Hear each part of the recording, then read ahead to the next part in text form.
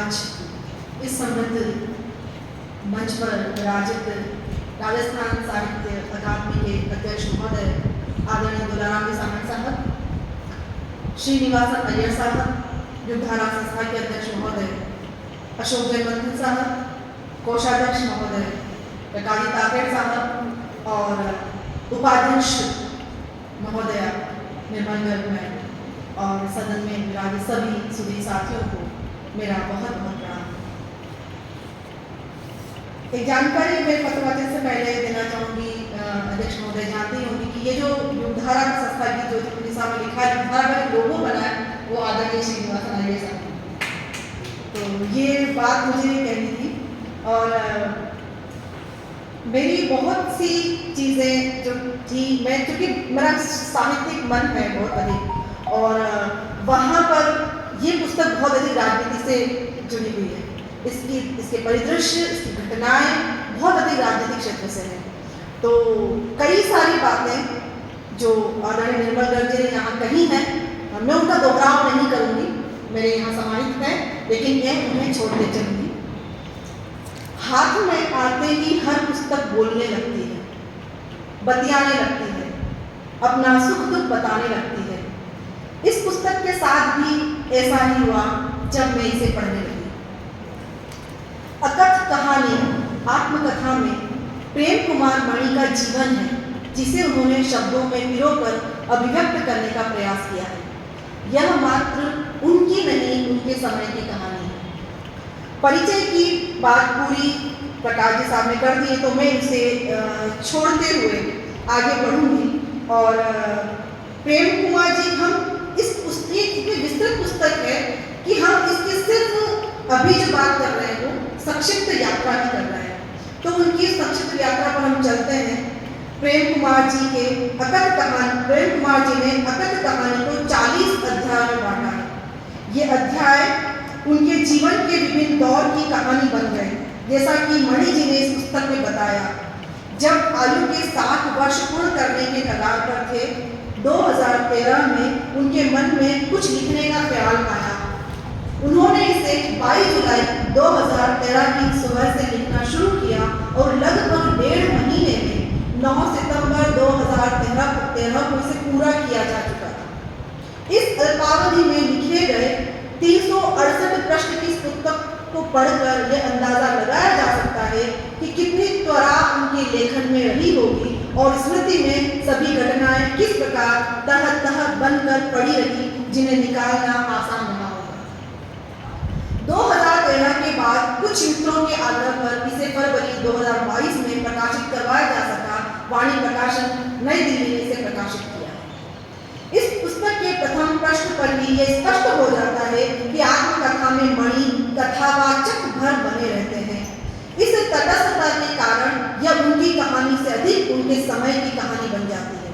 1960 के दशक से लेकर 20वीं सदी के पहले दशक के लगभग 50 साल लंबे कालखंड की एक ऐसी कहानी जो राजनीतिक और सामाजिक उथल पुथल से भरी है और जिसमें इस दौर के साहित्यिक जगत की हलचलें भी उजड़ती हैं।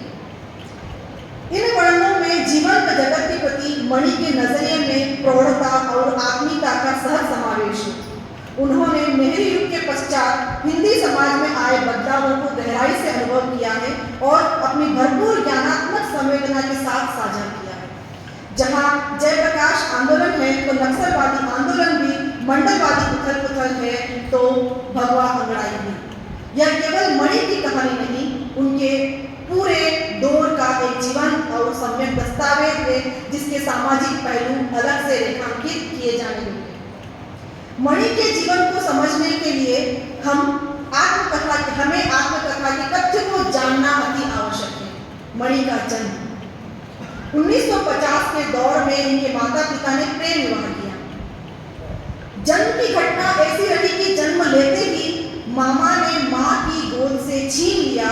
एक मामा ने उन्हें फेंक आने की जिम्मेदारी ली, परंतु दया आ गई होगी, इसलिए गांव से कुछ किलोमीटर दूर अवस्थित एक प्रसिद्ध सूर्य मंदिर के दरवाजे पर बने कुएं के जगत पर रखकर कहीं गुम हो गए। सब घर वाले निश्चित हो गए कि अब तो बच्चा गया, संकट टल गया, परंतु पागल मणि बनी माँ रात के अंधेरे में घर से निकली, तलाश में लगी, भोर तक उस मंदिर तक पहुंची कि अपनी पीड़ा भगवान के दरबार में रखूंगी, परंतु वहां तो कुछ और ही दृश्य था। पुजारी और कुछ लोग लावारिस बच्चे को घेरे हुए बातें कर रहे थे। माँ ने सब बताया और अपना बच्चा लिया। क्या करुण स्थिति रही होगी, केवल अनुमान भी लगाया। तो पहली रात उन्होंने लिखा है कि मेरी जीवन जन्म लेने के बाद पहली रात कुएं के घूरे पर थी। माँ उन्हें लेकर जैसे तैसे पिता तक पहुंची, क्योंकि उनको पहले पता नहीं था पिताजी को इस सब बातों का। उनके पिताजी एक राजनीतिक दल के कार्यकर्ता थे और पार्टी दफ्तर में ही रहते थे। उनके पिताजी और जो मणि है, उनके पिताजी का देहांत भी, उनके माताजी का देहांत भी बहुत पहले ही हो गया था। तो उनको भी उन्होंने इस बात से रेखांकित किया है कि उनको भी कुछ ही दिनों बाद माता का देहांत होने के बाद में एक मुस्लिम महिला ने दूध पिलाकर पाला, इसलिए उनके मन में विशेष वर्ग के प्रति बहुत बहुत विशेष करुणा रहती है। मणि के 2 वर्ष की उम्र में माता पिता पटना जिले के नौबतपुर के गांव में आकर बस गए। पिताजी यहीं छोड़कर उन्हें पुनः अंतर्धान हो गए। लंबे समय तक नहीं आए। माँ ने कई पत्र व्यवहार किए, पर जिसमें एक 300 पृष्ठ की लंबी चिट्ठी थी, वह महापत्र था जो पिताजी को लिखा गया था। माताजी ने किसी खास दूत के हाथों पिताजी तक भेजा। पिताजी ने उसे पढ़ा, पत्र समझकर नष्ट कर दिया होगा। पिताजी लौटकर नहीं आए। महीनों बाद पिताजी अवतरित होते हैं। उनके रहस्य खुले। इनमें उनका पहले से विवाहित होना भी था। माँ टूट गई, अवसाद में आ गई, रोती, चुप होती, कपड़े फाड़ती, सामानों को तोड़ती और कई दिनों तक अवसाद में डूब जाती। पता नहीं माता पिता ने कैसे इन झगड़ों को व्यवस्थित किया होगा, पर बाद में घर अपेक्षाकृत शांत और व्यवस्थित रहने लगा। इनके घर में नाना नानी, दादा दादी, चचेरे ममेरे, भाई बहनों का सुख नहीं था। मणि अक्सर चुप ही रहते थे, अपनी पीड़ा बोलकर कह नहीं सकते थे। एकांत ने उन्हें कल्पनाप्रिय बना दिया। दुनिया रहस्यमयी खूबसूरत पहेली बन गई। जब उन्हें अक्षर ज्ञान हुआ और शब्दों की समझ आई, तब से वे पत्र पत्रिकाएं पढ़ते थे। वह चुप्पे परंतु जिज्ञासु बालक थे। कृषिकाय होने से खेलों में रुचि कम थी, पढ़ने का बहुत शौक था। चुन्नू मुन्नू, चंदा मामा, रामायण, महाभारत के बाल संस्करण, पंचतंत्र जैसी पुस्तकें बचपन में ही खूब पढ़ी। फिर पिताजी ने पिता के पत्र पुत्री के नाम जवाहरलाल नेहरू की पुस्तक लाकर दी, जो कि आज भी उनके पास सुरक्षित है। मणि जी ने राजनीतिक व सामाजिक उठापटक से बहुत समीप से देखा। इसका कारण था उनके पिताजी का राजनीति में सक्रिय कार्यकर्ता होना। घर में सदैव पार्टी के लोगों का जमाव रहता था। राजनीति सीधे समाज पर प्रभाव डालती है, अतः वे इसे समझ सकते थे। उनके पिताजी कांग्रेसवादी रहे और वे स्वयं भारतीय कम्युनिस्ट पार्टी की ओर झुकने लगे। विद्यार्थी जीवन से ही वे इस क्षेत्र में आ गए, जो कि उनके पिताजी को कुछ विशेष अच्छा नहीं लगा। सुभाष, नेहरू, शास्त्री, तत्कालीन कई राजनेताओं के बारे में वे जानते थे। राजनीति खासी समझ मणि में उम्र के प्रारंभिक दौर में ही विकसित होने लगी थी। पढ़ाई की बातों के साथ साथ पुस्तक में बराबर वह राजनीतिक परिवेश को उद्धृत करते चले हैं।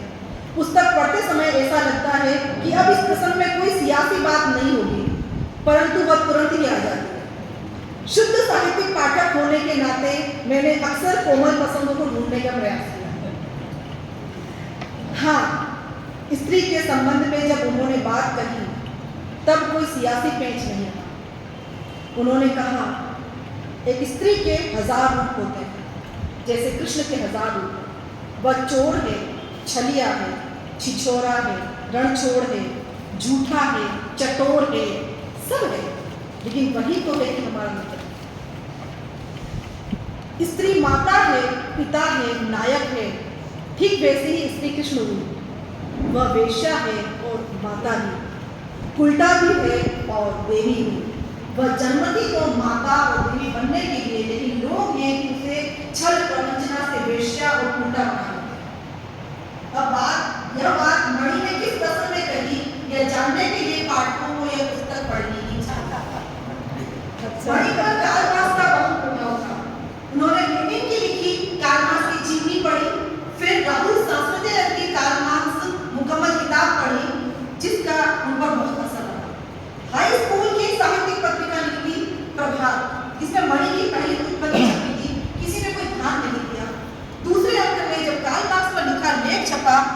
बहुत प्रतिष्ठा हुई। पिताजी कांग्रेसी और बेटा कम्युनिस्ट की राह पर चल पड़ा। तब उन्होंने मैट्रिक भी नहीं किया था। पिताजी नाराज हुए कि अभी तो पढ़ने की उम्र है, ये सब करने की नहीं। मणि का परिवार अनेक संकटों से जूझ रहा था। आर्थिक तंगी सबसे ज्यादा थी, मुश्किल से ही घर का गुजारा होता। माँ शिक्षक थी तो वो स्कूल भवन में ही रहते थे, पर लोगों ने इसका भी विरोध था। सर्वहारेपन ने उनके भीतर एक नया मनुष्य गढ़ा, ये उनकी विशेष बात है। सर्वहारेपन ने उनके भीतर एक नया मनुष्य गढ़ा। इस पुस्तक को पढ़ते पढ़ते कई बार मुझे लगा कि मैं भी मणि हो रही हूँ। उनका सप्लाय दृष्टिकोण था। उन्होंने लिखा है, मनुष्य एक जंजीर तोड़ता है तो 4 जंजीरें उसे जकड़ लेती हैं।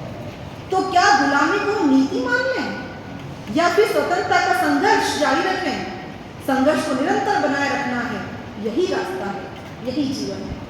यह बातें बहुत कुछ सिखा देती हैं। इस पुस्तक को पढ़ते पढ़ते कई बार अनुभूत किया कि सच ही कहा है, पुस्तक के सबसे अच्छी निकली। पुस्तकों का उनके जीवन पर बहुत प्रभाव रहा। उन्होंने पाठ्यक्रम के अतिरिक्त कई पुस्तकों का संकलन किया हुआ था। उनके पिताजी अक्सर उन्हें पुस्तकें लाकर दिया करते थे। उन्होंने पूरा अम्बेडकर साहित्य पढ़ा था। उन्होंने फुले, अम्बेडकर और पेरियार को आधुनिक जमाने के शंभु और एकलव्य कहा है। उन्होंने कहा, ये हाशिए के नायक हैं जिन्हें दबा दिया गया था। मणि ने मनुस्मृति, याज्ञवल्क्य और गौतम स्मृति का अध्ययन किया। मनुस्मृति का सामाजिक दर्शन उन्हें बहुत दक्षिणाओं से प्रतीत हुआ। उन्होंने मनुस्मृति एक प्रतिक्रिया लिखी। नवनालंदा विभाग के भिक्षुक, जैसा कि निर्मल गर्ग ने कहा था, जगदीश कश्यप जी के आदेश से बहुजन प्रकाशन लखनऊ से उनकी प्रथम पुस्तिका प्रकाशित हुई, मनुस्मृति एक प्रतिक्रिया, जिस पर आपत्तियां भी उठी और एक पर लेखक समाज में उनका वर्चस्व हो गया। मणि ने कभी नहीं सोचा था कि वे लेखक बनेंगे। वे कविता, कहानी, उपन्यास पढ़कर साहित्य की ओर आकर्षित नहीं हुए थे। उनके आकर्षण का क्षेत्र उनके विचारों की दुनिया थी। उनके अवचेतन में कहीं न कहीं सामाजिक संवेदनशीलता विकसित करने और एक ऐसे समाज के निर्माण की बात थी जिसे मनुष्य द्वारा शोषण संभव नहीं हो। उन्हें फ्रांसीसी क्रांति ने बहुत आकर्षित किया। उनके लिए लेखन का मतलब रूसो और वाल्टेयर थे। उन्होंने सामाजिक राजनीतिक कार्यकर्ता के रूप में ही कलम उठाई, बाद में जाकर कथा लेखक बने। मैथिली गुप्त, भवानी प्रसाद मिश्र, नागार्जुन, केदारनाथ अग्रवाल, हरिओम, निराला की कविताएं उन्हें पसंद आती, लेकिन उनमें से भी वो कविताएं जो सामाजिकता से संबद्ध रखती थी। उन्होंने पुस्तक में हिंदी प्रेमियों से निवेदन किया कि हिंदी की ऊंची कक्षाओं में उर्दू भाषा और उसके साथ इस्तेमाल होने वाली फारसी लिपि का ज्ञान बताया जाना चाहिए। इससे हिंदी की प्राण शक्ति बढ़ेगी। यह पुस्तक बहुत कुछ कहती है। यहाँ मणि कहते हैं कि एक लेखक को राजनेता या अन्य किसी से ज्यादा जिम्मेदार बनना चाहिए, क्योंकि जब वह शब्दों का संसार रचता है तब एक सर्जक बन जाता है। अपनी विशिष्टता का एहसास उसे होना चाहिए। हाँ, विशिष्टता का यह संज्ञान अभिमान से मुक्त होना चाहिए। अपने घर परिवार के बारे में बताते हुए मणि संवेदनशील हो जाते हैं। बच्चों की बात करते समय संतुष्ट नजर आते हैं। माँ और पत्नी की मित्रता पर प्रसन्न होते हैं। मणि जी ने अपने जीवन के अभावों को देखा। उन्हें लगता था कि उनके परिवार के सब लोग मारे जाएंगे।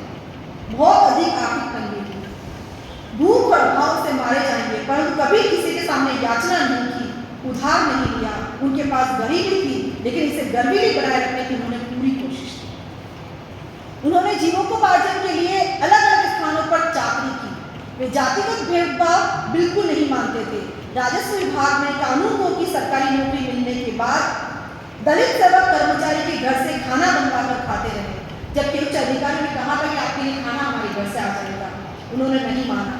उनके मुस्लिम मित्र के यहाँ भी खाना खाते थे। कभी कभी परिवार सहित उनका मानना था कि जाति पाति से फर्क नहीं पड़ता, मनुष्य को साफ सफाई से रहना चाहिए बस। उन्होंने स्थान स्थान पर साहित्यिक बातों की खूब चर्चाएं की हैं।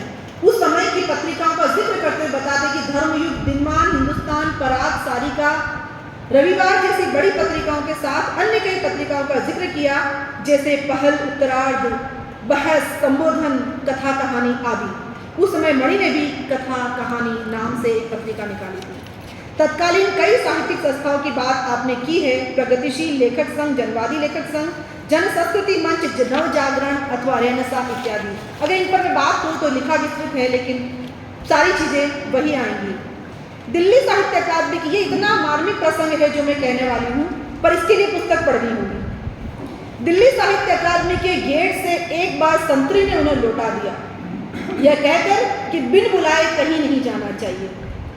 12 वर्षों के अंतराल से वही दिल्ली साहित्य अकादमी जब उन्हें सम्मानपूर्वक बुलाती है, लेने के लिए गाड़ी भेजती है, 2 मंत्रियों को भेजती है, 2 राजनेताओं को भेजती है, अकादमी के बैनर पर अपना नाम देखकर भावुक कर देने वाले क्षण बने और उनकी आंखें नम थी और यहाँ उनकी कलम विराम ले लेती है। ये प्रसंग क्या है जानने के लिए इस पुस्तक को पढ़ना ही चाहिए। उस समारोह में मणि ने कहा कि ये पुरस्कार, खिताब आदि किसी योग्यता की कसौटी नहीं हो सकते। दुनिया के अनेक बड़े लेखकों को कोई पुरस्कार नहीं मिला। टॉलस्टॉय, चेखव, गोर्की को नोबेल पुरस्कार नहीं मिला। पुरस्कार अपनी जगह होते हैं और लेखक अपनी जगह। उन्होंने बिहार की साहित्यिक पुरस्कार की अच्छी खासी रकम को अस्वीकार कर दिया, जबकि उनकी जबरदस्त आर्थिक तंगी चल रही थी। इस पुस्तक ने बताया कि सर्वहारापन से उपजा एक लेखक समाज को अपनी दृष्टि से देखता है, राजनीतिक सामाजिक दलों की अगुवाई करता है। कई करुण दृश्य उन्होंने लिखे हैं जिससे हमारी आंखें नम हो जाती हैं। यह पुस्तक की भाषा है कि वह पाठक को कितना महसूस कराती है। मणि इसमें सफल हुए हैं। यह एक परिपक्व व्यक्तित्व की परिपक्व भाषा शैली है।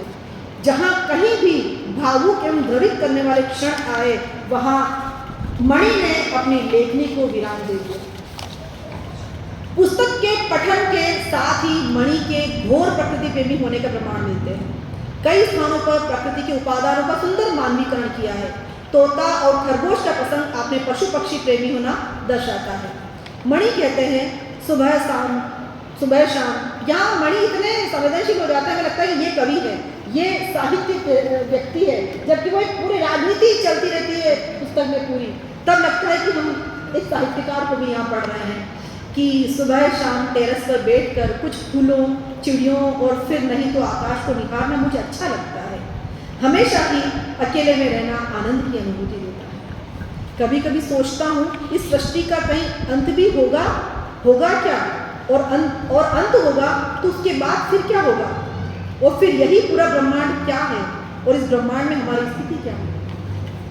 फिर वह बुद्ध की बात कहते हैं, हर चीज हर समय परिवर्तित हो रही है, लगातार बन रही है, मिट रही है, चीजें वही प्रत्यय समुत्पाद है, जैसा कि निर्मल जी ने उसकी व्याख्या की। एक ब्रह्मांड तो खुद हमारे भीतर है। 2006 में उन्हें बिहार विधान परिषद का सदस्य मनोनीत किया। यह उनके लिए अपमानजनक था, परंतु आर्थिक तंगी के कारण उन्होंने उसे स्वीकार किया। उन्होंने देखा कि कुछ स्थानों पर उन्होंने अपने आर्थिक हालात सुधारने के लिए समझौते किए। हमने देखा कि कुछ स्थानों पर उन्होंने अपने आर्थिक हालात सुधारने के समझौते किए, परंतु अपने आदर्शों के साथ कभी नहीं किए। इस पुस्तक ने बहुत लंबे समय की नेहरू से लेकर नीतीश तक का राजनीतिक सफर बहुत ही बेबाकी से रखा। जो पाठक राजनीति में रुचि रखते हैं उन्हें दस्तावेज अवश्य पढ़ना चाहिए। विधान परिषद के भीतर की बातों को निडर होकर लिखना कि परिषद में किस तरह ऊंची जातियों का जमावड़ा है या फिर अगड़ी पिछड़ी जाति के चापलूसों का। और भी कई राजनीति पहलू जो कि हमारे ध्यान में कभी आए ही नहीं, वे सब इस पुस्तक में मिल जाएंगे। जब वे 60 वर्ष के होते हैं तो आवारा मसीहा को याद करते हैं।